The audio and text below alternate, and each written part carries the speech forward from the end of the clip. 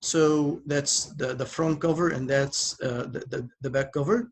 Um, so here, information about the author and the content page.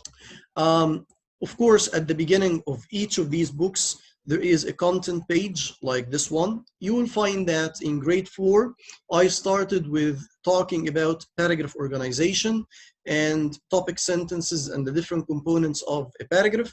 Then I started presenting descriptive writing, describing places, describing people, and then the personal narrative, and then introduction to letter writing and how to write a letter of invitation, and responding to a letter of invitation, and finally writing a thank you note.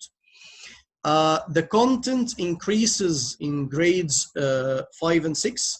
Let me just show you a sample of this book first, and then I'm going to show you also one sample from grade 5 and grade 6.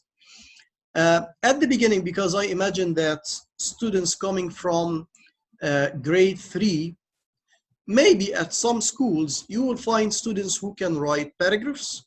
Some students wouldn't be able to write complete paragraphs. Some students can write paragraphs, but the quality of the paragraph itself isn't that good. So I dedicated the first section of that book to train the students to write a balanced paragraph, a coherent paragraph in the first place.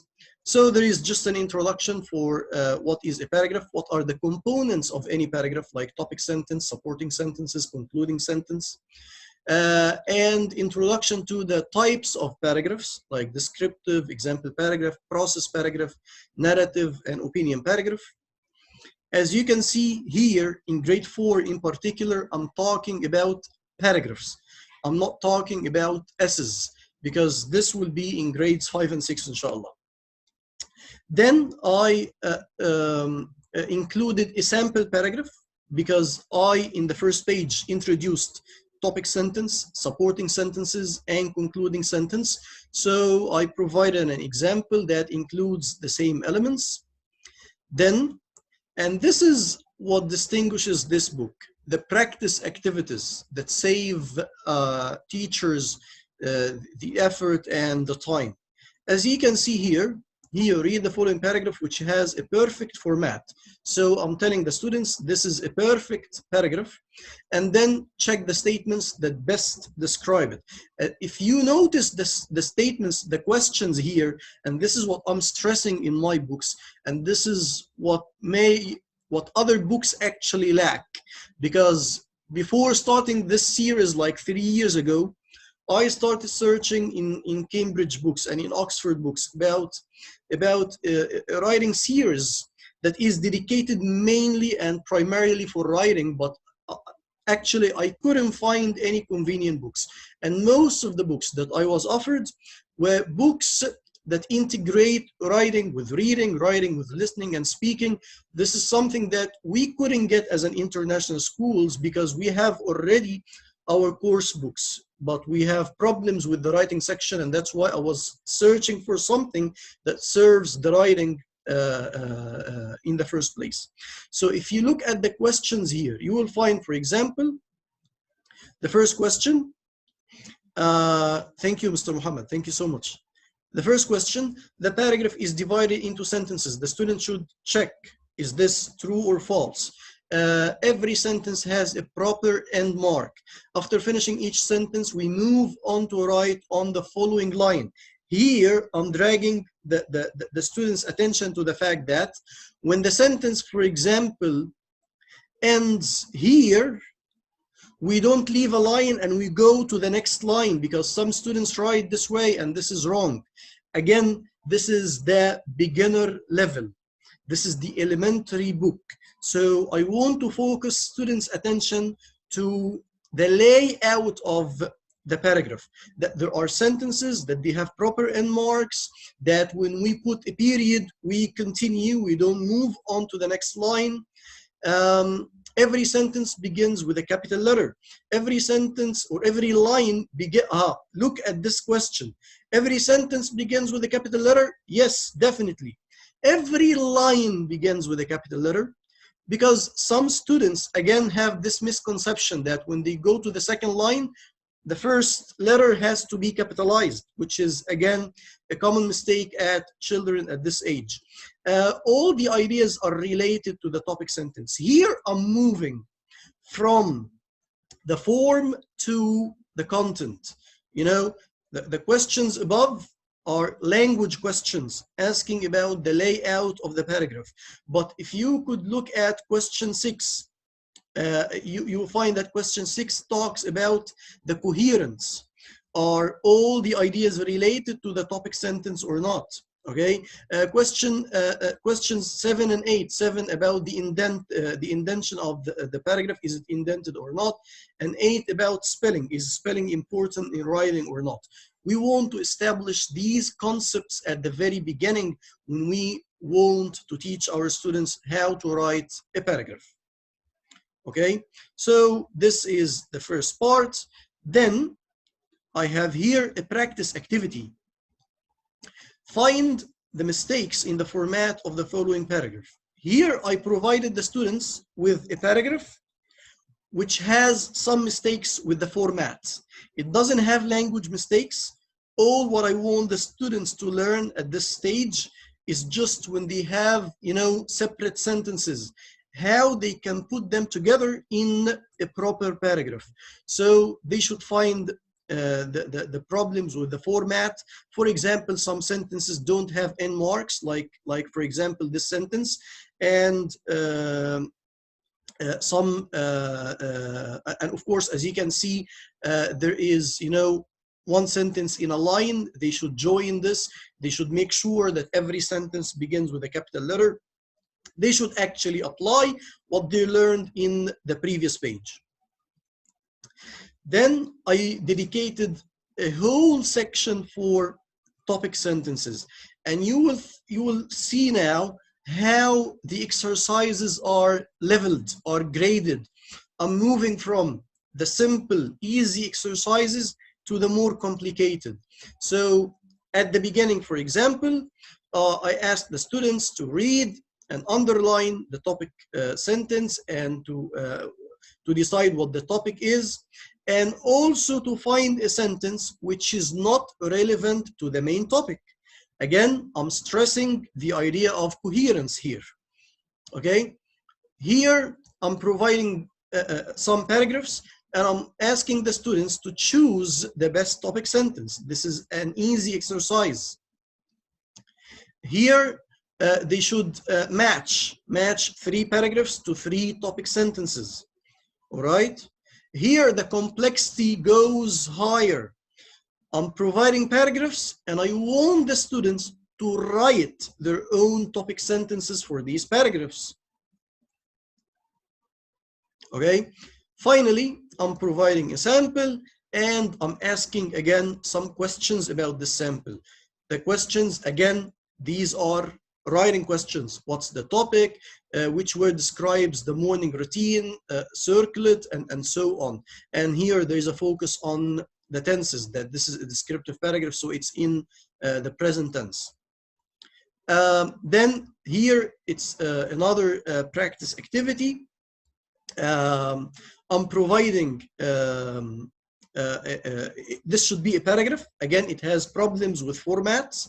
Then I have questions, but all are MCQs here to help the students make a proper paragraph. Like, for example, what sentence should Omar add before sentence 4? So they should go here to sentence 4, and they should think, when I read these 3 sentences, which one from the question fits between 3 and 4.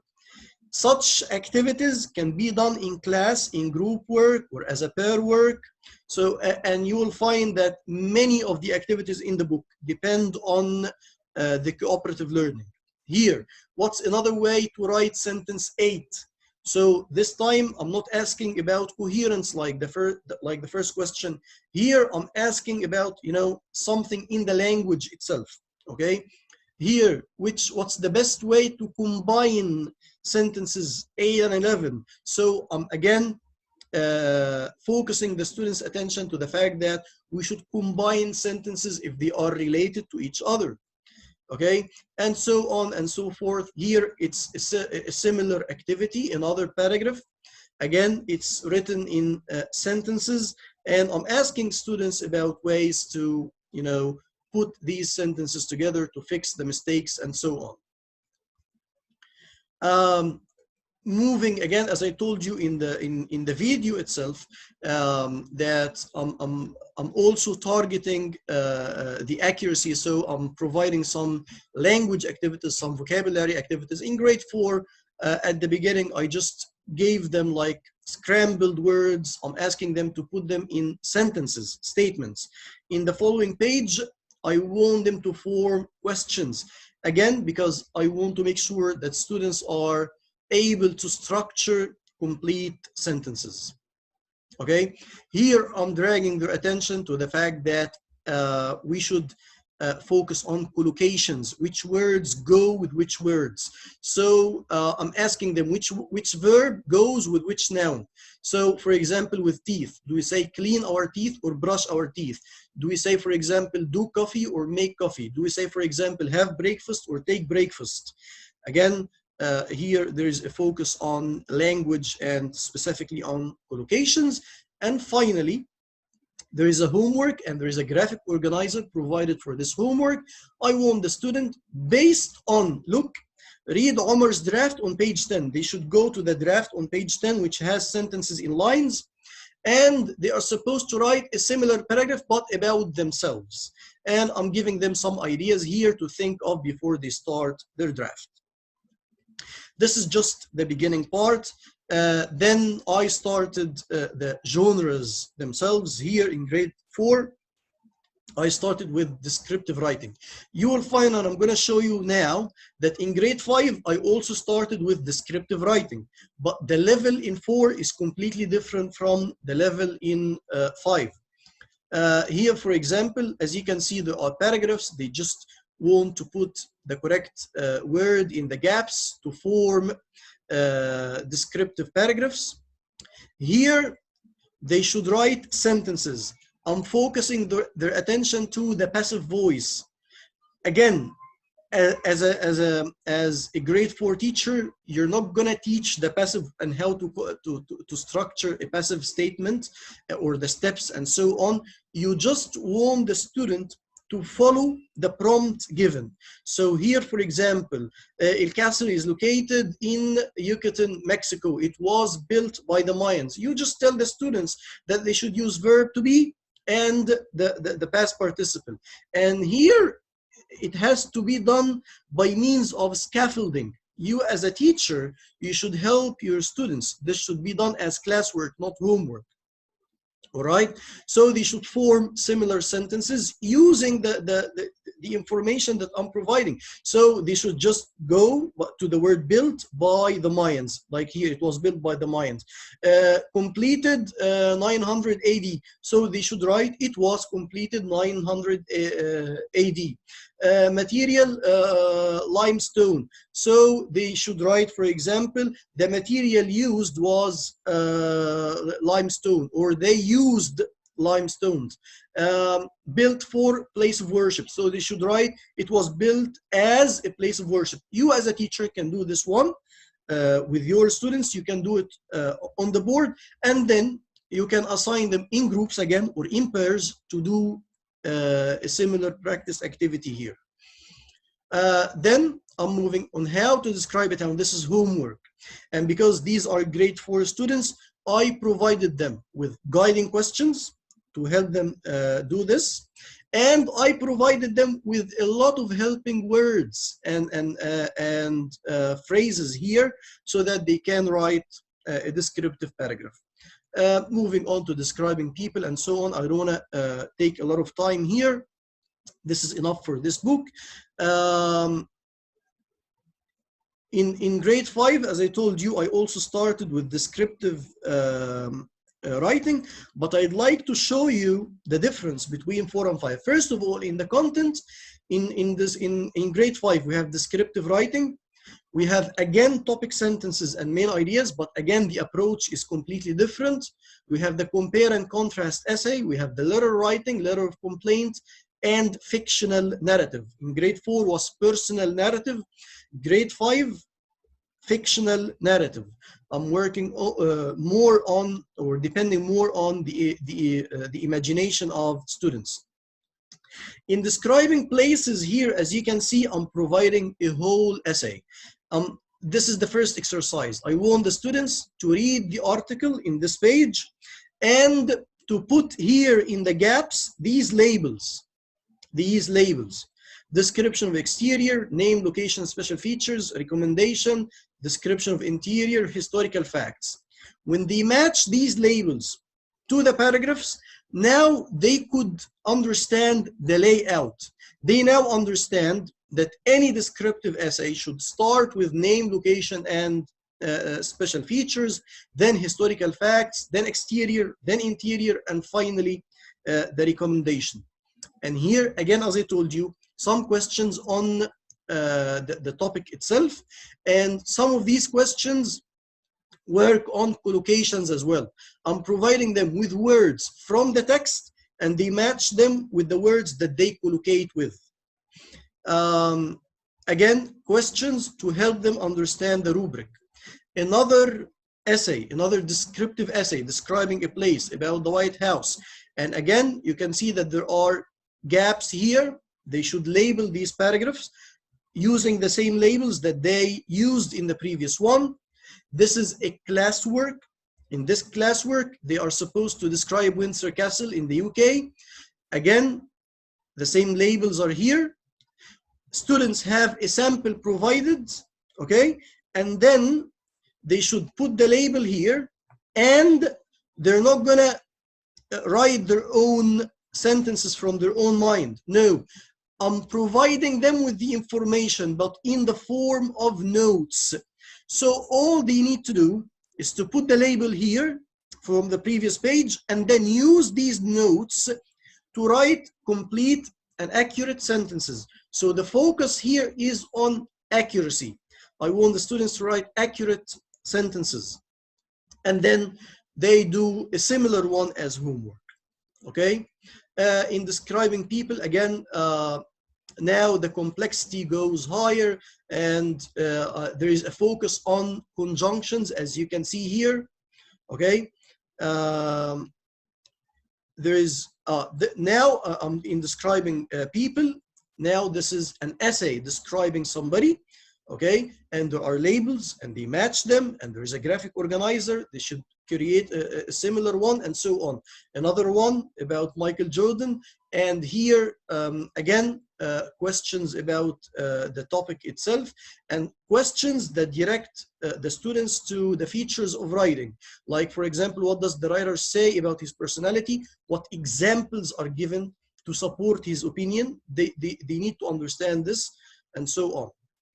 Here, because these are grade 5 students, I want them to use more adjectives. So I'm providing them with an exercise about adjectives. I'm providing them with 15, these are 16 adjectives, and these are 15 sentences. So they should, you know, read the sentences, put the adjectives, they learn these adjectives so that they will be able to use some of them in their writing. Again, this can be done in pair work, in groups, and so on. In grade 4, I gave them a lot of practice on topic sentences and main ideas. Here, I'm doing the same, but again, the level is getting higher. So, for example, here, I'm giving, yes, paragraphs, and they should choose the main idea. And here, they underline the topic sentence. But here, I added something different and more challenging. Recognizing unity in supporting sentences. Okay, I want students, again, I'm focusing on coherence when they write. Okay, so they should read these topic sentences, each topic sentence, and they put a check next to each sentence below that supports the topic sentence. Some sentences support the topic sentences, some sentences do not. So again, they learn coherence. And finally, I gave them a whole paragraph, and I want them to edit this paragraph for unity. Some sentences are irrelevant, so students should just cross them out, just like this one here. Okay. Then I move to the compare and contrast essay. As you can see here, I'm showing them how to develop from a small paragraph to a longer one to an essay. I'm showing them the development, and finally I'm giving them an organizer for the essay. Here, this is a great classwork that I created and wrote myself. I'm showing them how to make a compare and contrast between any two things, like crocodiles and alligators, for example. If they know the differences and they know the similarities, I provided a sample essay, but I put some gaps to help them in the compare and contrast essay in particular. I want students to learn how to link, which conjunctions to use. So these are 8 gaps, all ask about which conjunction is the most appropriate. Should I use, for example, in the first sentence, although or but or despite, either or neither or both, moreover or and or finally, and so on and so forth. And here the teacher, again, by means of scaffolding, can explain why this one is correct, these are wrong, and so on. Then, as I told you, as usual, there are questions about the features of the essay itself. So I wrote the essay, I asked them questions about the conjunctions, and here questions about the features of writing.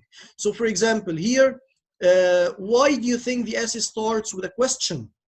Again, I'm teaching students how to start essays. I'm teaching them that when they start with a question, you are actually getting the attention of the reader.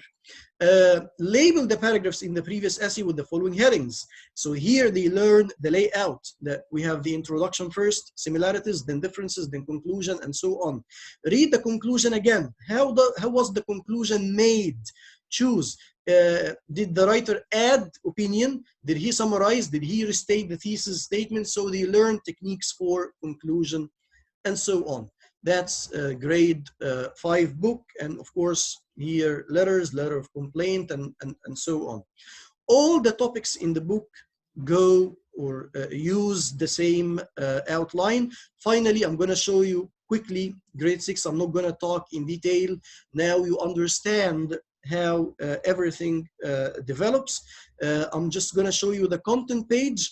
And as a gift from me, I'm going to give all the attendees to this session, inshallah, a sample unit from this book. Again, focus on topic sentences at the beginning. In grade 6, I added a special part about concluding sentences.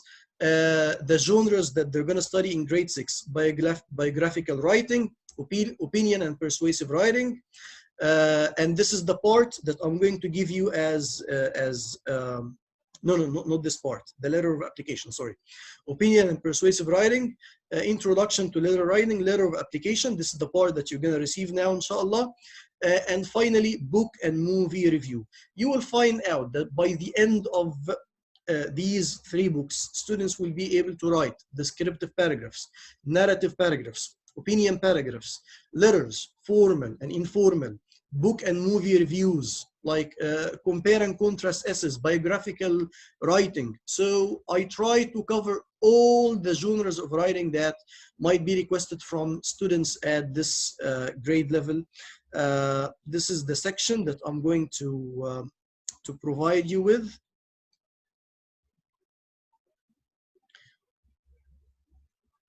This, I'm going to give you the link. You can take this as a gift. You can study it in more detail to see how things develop.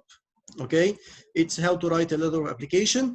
And I just put the cover at the beginning so that everybody, even if you give this to anyone, they know the name of the book. And also I put my contact detail in the bottom left corner here, so that if anybody wants to contact me through WhatsApp or email, you can contact me, inshallah.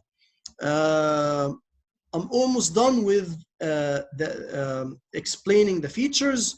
The methodology that I'm depending on in brief is that you as a teacher, this is called the process approach to writing. Process means what?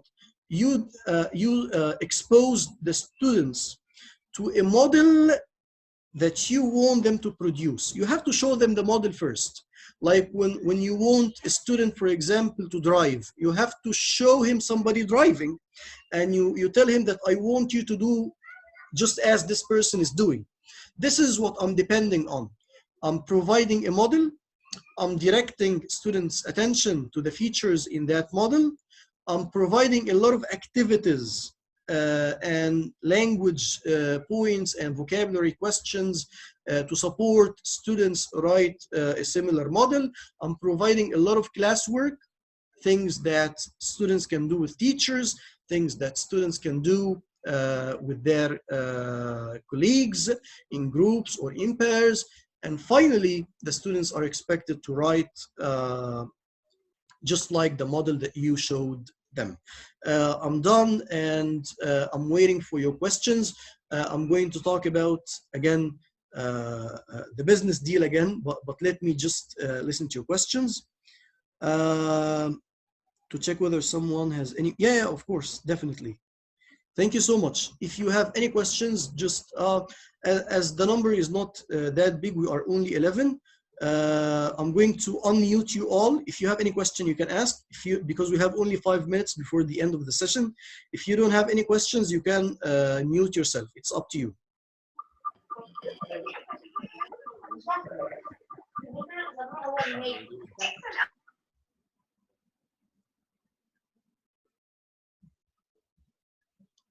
You can unmute yourself. Mr. Ahmed, how are you doing? Alhamdulillah. Who's speaking? Mr. Abul Majd, how are you? I'm doing very great. I just have a question. Like, I'm thinking of, like, since the beginning of the session, I'd like to thank you for this great briefing.